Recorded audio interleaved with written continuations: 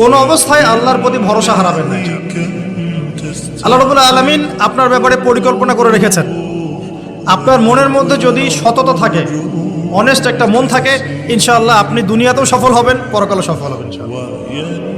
আপনি যদি সৎ হন, মনের থেকে যদি আপনি সৎ হন, আল্লাহর কাছে আপনি সৎ হন, সারা দুনিয়া মিলে আপনার কোনো ক্ষতি করতে পারবে না ইনশাআল্লাহ। আর আপনি যদি অসৎ হন, মনের মধ্যে অসততা থাকে, দুনিয়ার মানুষ বাহবা